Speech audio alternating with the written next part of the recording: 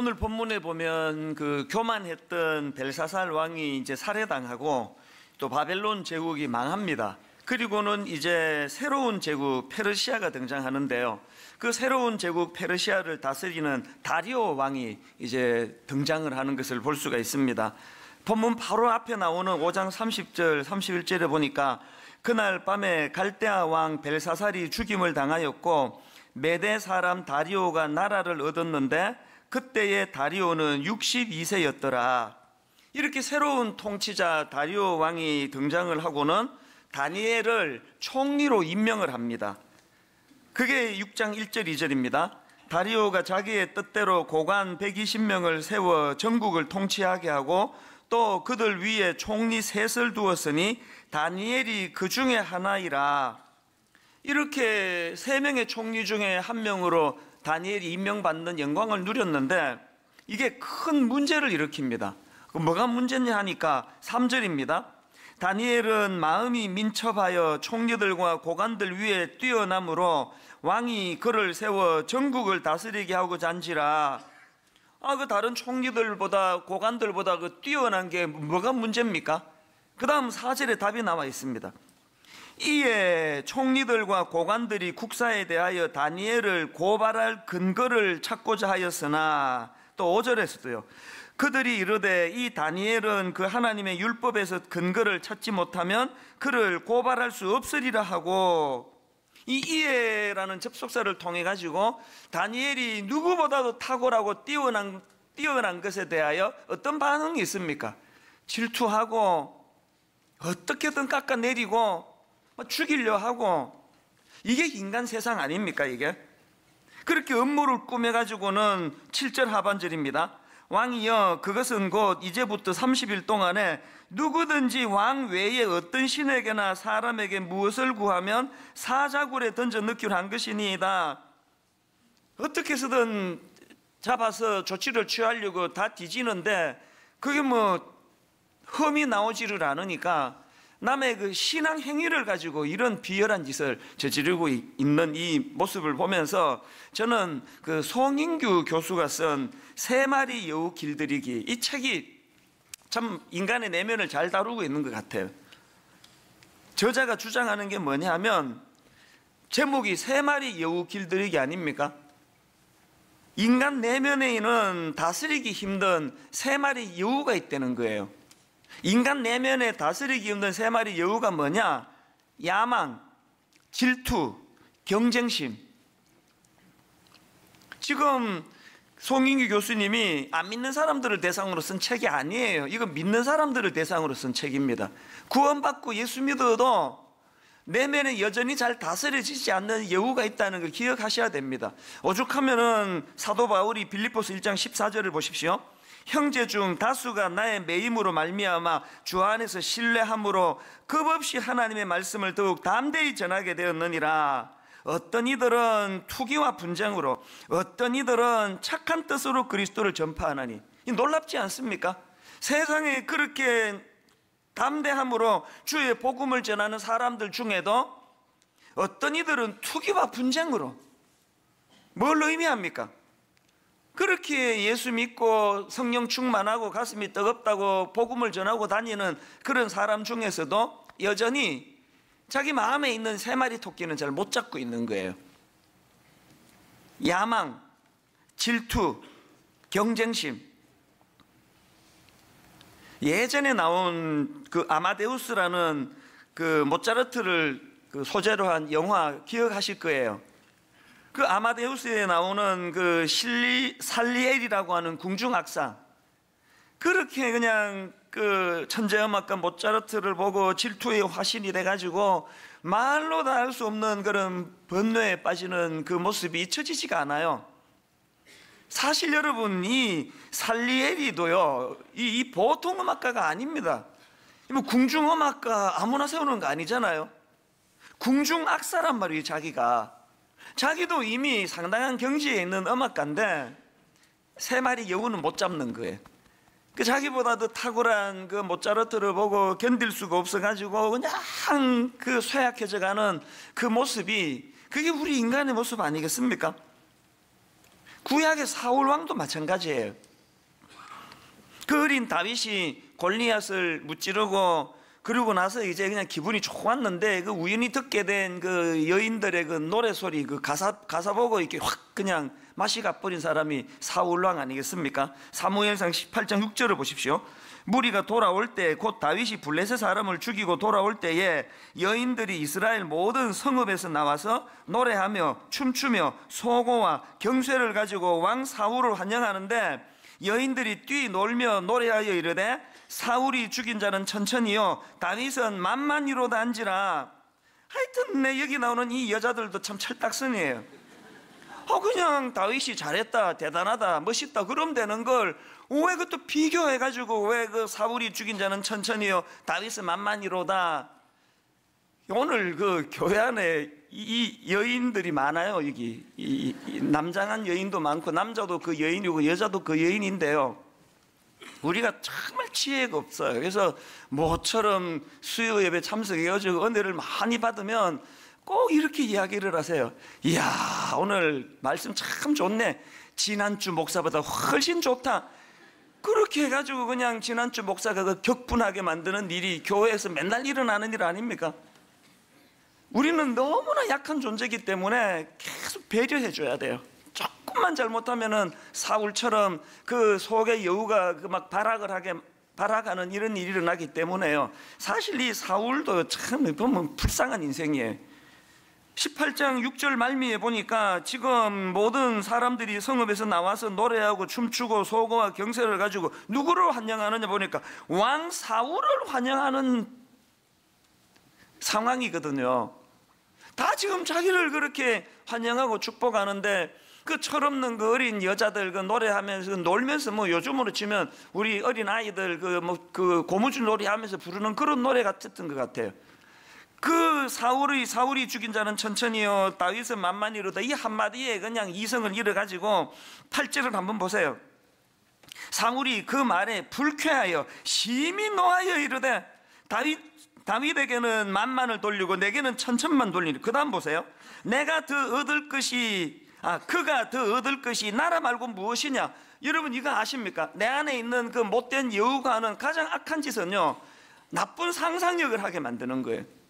지금 그 어린 여자애들 그 놀고 있는 그 노랫말을 가지고 저 다윗이 내 나라를 빼앗을지 모른다라고 상상하게 만드는 거, 이 얼토당토하는 공상력이 이게 여우가 하는 짓이에요. 여러분 중에 지금 이렇게 상상이 많은 분 계세요.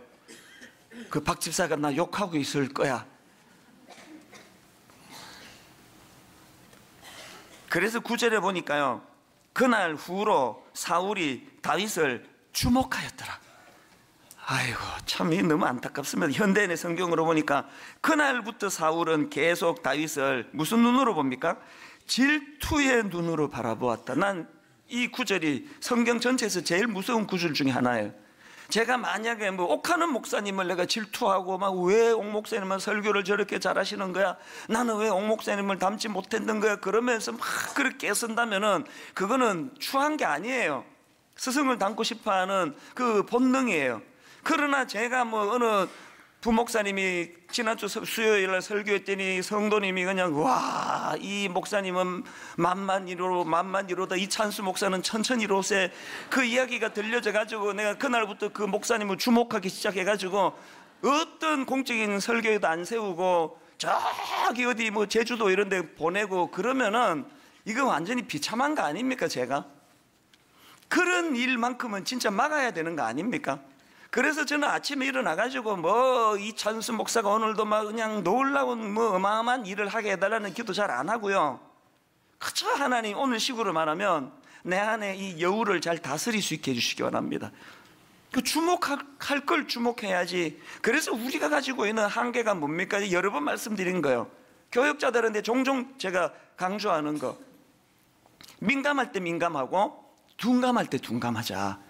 하여튼 우리는 이 죄성을 가지고 민감해야 되는 데는 둔하기 짝이 없고, 세상에 복음이 잘 전해지지 않고 한국 교회가 이렇게 수치를 당하는 이런 데는 마음이 둔해가지고 뭐 내 교회만 잘 되면 되지 뭐 내 그까지 신경 써야 되나? 그리고는 좀 둔해도 되는 데는 막 민감해가지고 막 누가 자기 뭐 천천히라 그러는지 막 사람 잡으러 다니고 나 만만이지 맞지 확인하고, 이게 지금 다 민감해야 되는데 둔감하고 둔감해야 되는데 민감한 거 아닙니까?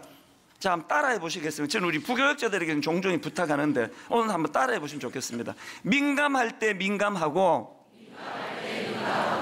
둔감할 때 둔감하자. 순수하게 제가 만든 거예요, 이건. 분당 우리 모든 성도님들이요, 주님 앞에서 좀 둔해도 되는 데는 좀 둔하고, 뭐 누가 나보다 칭찬 좀 더 들어도 그냥 뭐 허허 웃고 같이 좀 축복하고, 그런가 하면은 진짜 예민해야 되는 데는 정말 둔하지 않은 그런 하나님의 자녀들이 되시기를 바랍니다. 이런 면에서 저는 이 4절에 나오는 이에라는 접속사가 이게 참 중요하다고 생각하는데요. 3절부터 다시 한번 보십시오.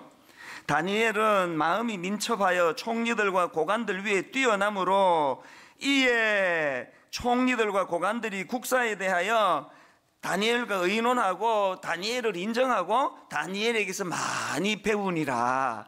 성경이 이렇게 기록됐더라면 얼마나 좋겠습니까만 죄성을 가진 인간 세상에 그런 일은 거의 일어나지 않습니다.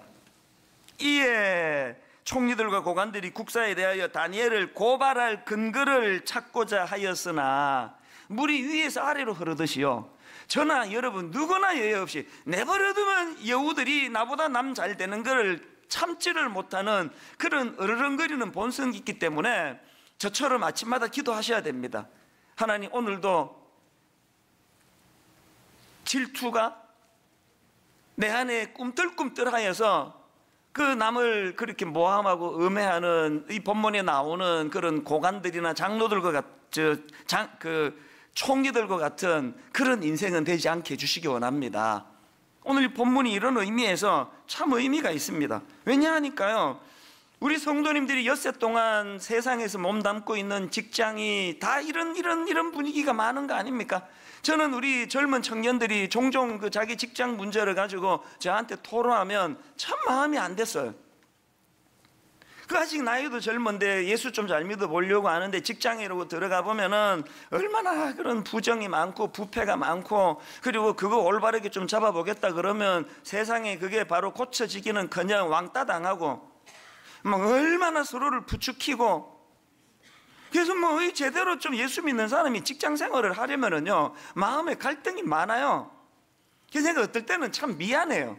저는 너무 이렇게 좋은 분들과 더불어 교회라는 울타리 안에 온실에만 있어가지고 성도들한테 하기야 뭐 저도 뭐 그렇게 뭐 수월하고 편한 삶은 아니긴 해요.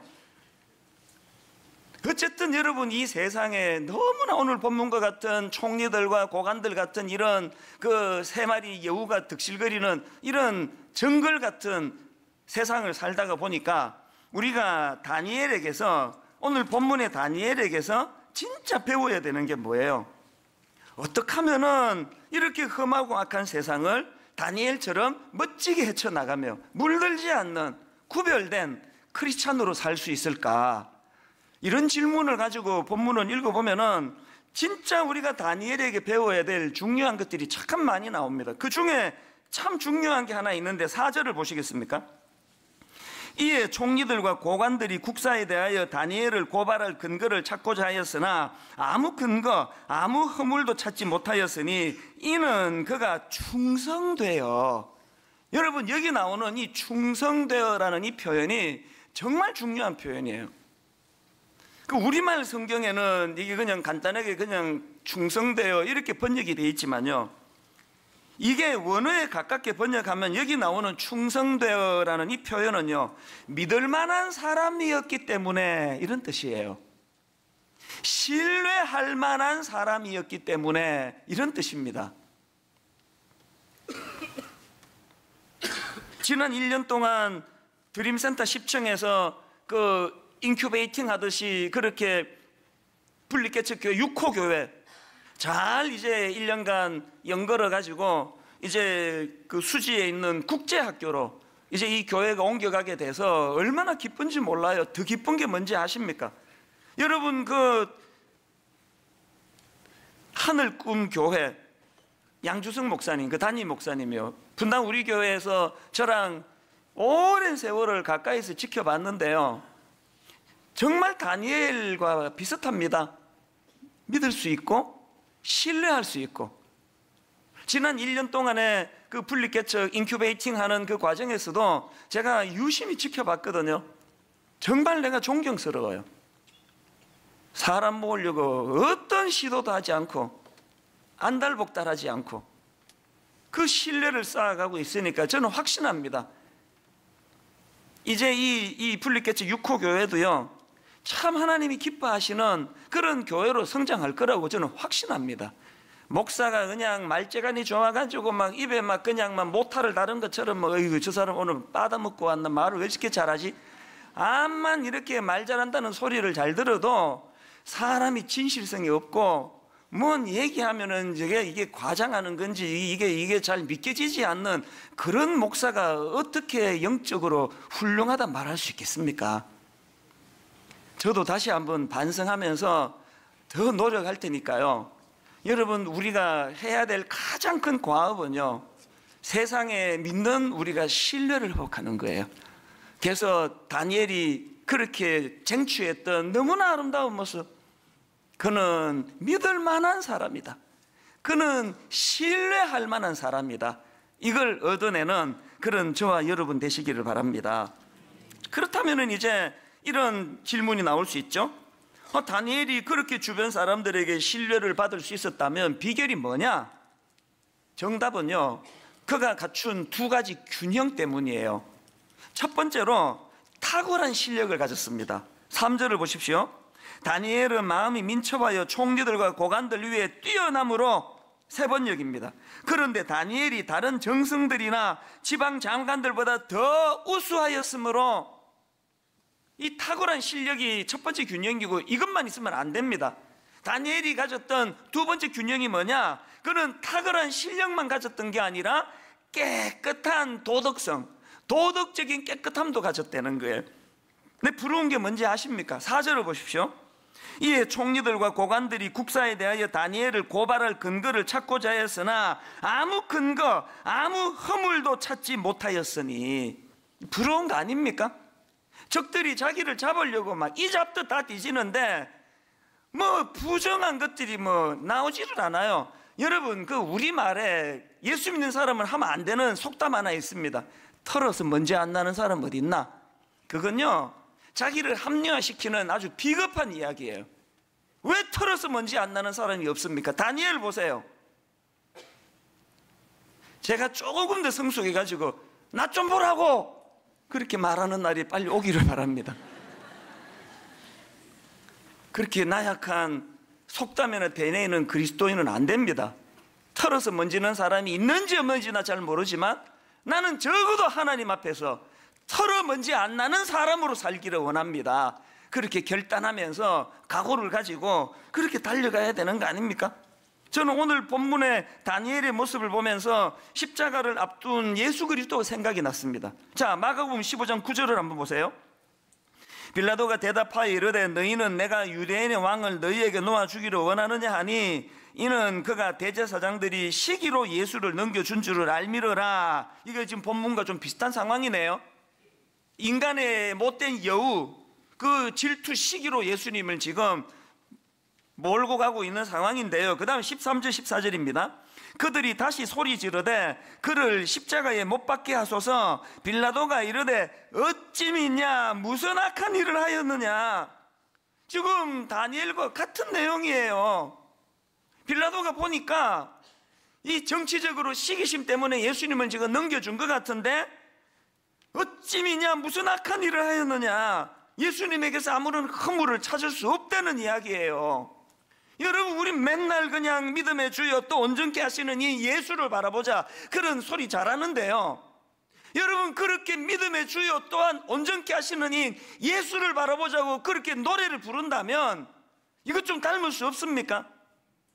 내가 예수 믿는 것 때문에 술 안 마시고 담배 안 피고 회식 자리 가서 술 잘 못 마시는 분위기 좀 깨는 그것 말고는 어떤 허물도 나는 내 직장 사람들에게 보이지 않는다라는 이런 주님을 좀 닮을 수 없을까요? 교회가 그냥 멀찍이서 보니까 너무너무 깨끗하고 순결해 보이는데 장로 되고 권사 돼가지고 교회 가까이 들어가 보니까 그냥 커튼이 또 열어젖히고, 커튼 열어젖히면 또 있고 또 있고, 그 뒤에 그냥 냄새가 나는 썩은 것들을 감추기에 급급한 이런 교회라면 이게 어떻게 교회랄 수가 있습니까? 멀리서 보는 모습이나 가까이서 가서 보는 모습이나 한결같아야 되는 게 그게 교회 아닙니까?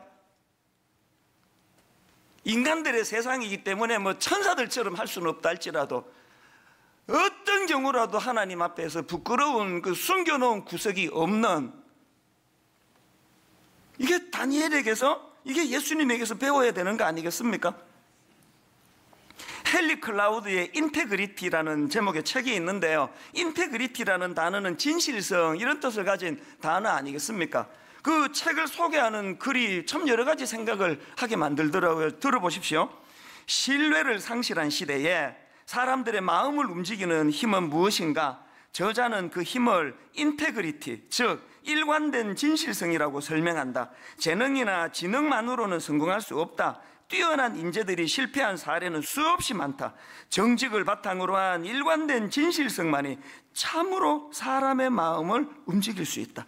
정직을 바탕으로 한 일관된 진실성만이 설교의 능력을 가져다 주는 줄로 믿습니다.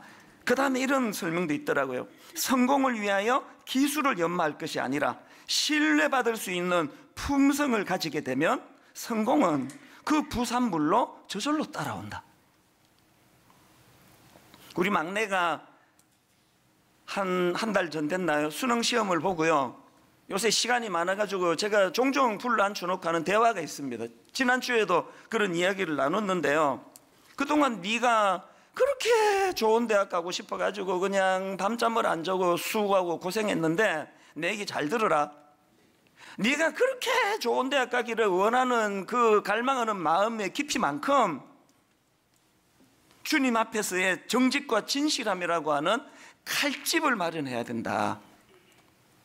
칼집도 없는데 그냥 명문대학이라고 하는 날카로운 칼만 구하면 그게 너한테 재앙이 될 수 있다.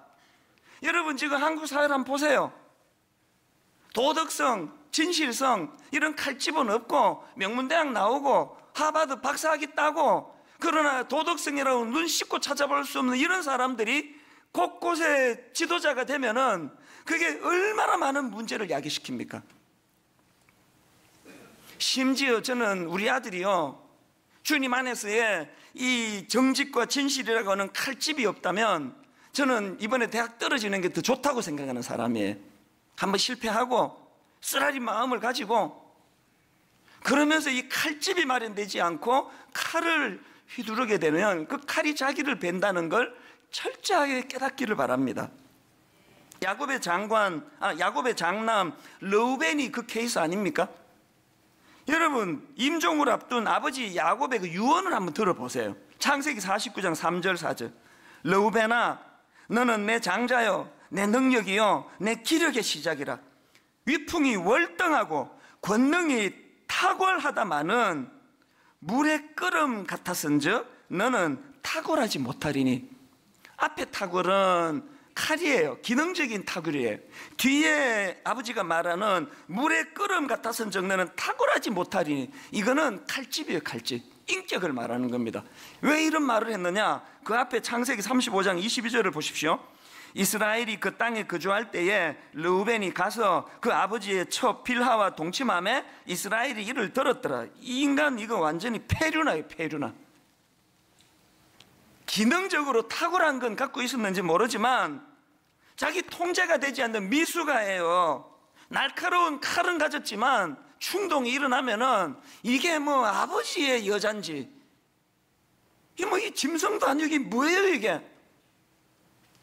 우리가 여러분 자식들에게 너 좋은 대학 가야 된다, 명문대학 가야 돼, 칼집은 마련해 주지 않고 칼만 날카로하게 가르치면 그 르우벤 키우는 거예요.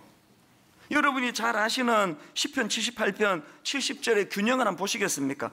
또 그의 종 다윗을 택하시되 양의 우리에서 취하시고 젖 양을 지키는 중에서 그들을 이끌어내사 그의 백성인 야곱, 그의 소유인 이스라엘을 기르게 하셨더니, 하나님은 왜 다윗을 삶의 현장에서 불러내셨나? 72절에 답이 있습니다. 이에 그가 그들을 자기 마음의 완전함으로 기르고 그의 손의 능숙함으로 그를 지도하였도다. 다니엘과 다윗의 공통점은 두 가지 균형이에요. 탁월한 실력과 도덕적인 깨끗함, 이게 다니엘의 특징이라면, 야곱은 마음의 완전함, 손의 능숙함인데, 근데 여러분 72절을 다시 한번 보십시오.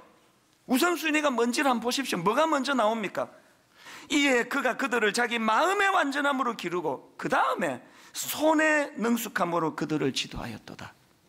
마음의 완전함이 먼저예요.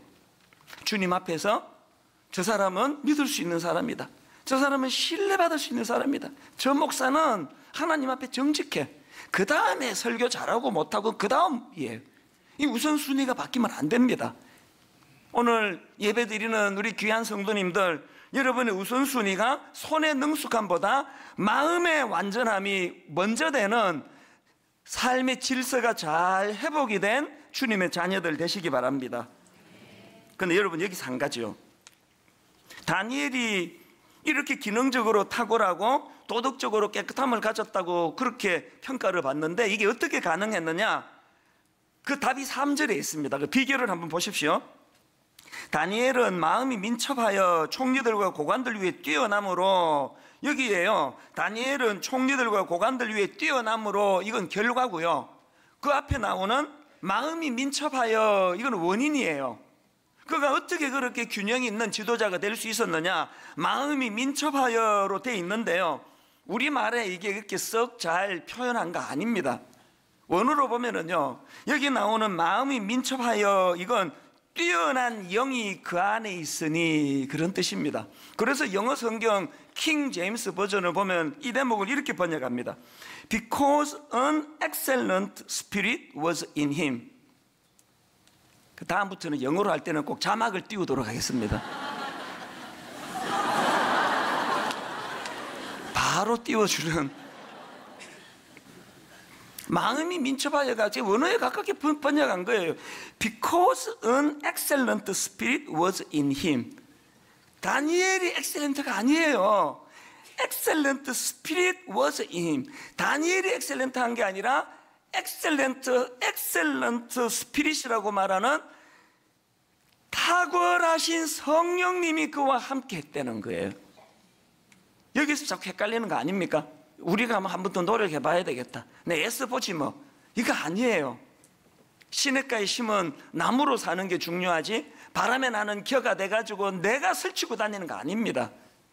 시냇가에 심은 나무처럼 탁월하신 영이신 성령님을 마음에 모시고 그분은 의지하는 길로 나아가게 되면, 우리도 다니엘처럼 이 사람은 믿을 만한 사람이야 인정받게 되는 줄로 믿습니다. 우리 주 예수 그리스도의 은혜와 하나님 아버지의 다함없는 사랑과 성령님의 감동, 감화, 위로교통 충만하심의 역사가 다니엘처럼 저 사람은 믿을 만해, 저 사람은 신뢰할 만한 사람이야, 하나님과 사람들 앞에 이런 아름다운 평가를 받으며 살아가기로 은혜 구하며 예배하는 모든 주의 자녀들 머리 위에 지금부터 영원토록 함께 하시기를 간절히 축원하옵나이다. 아멘.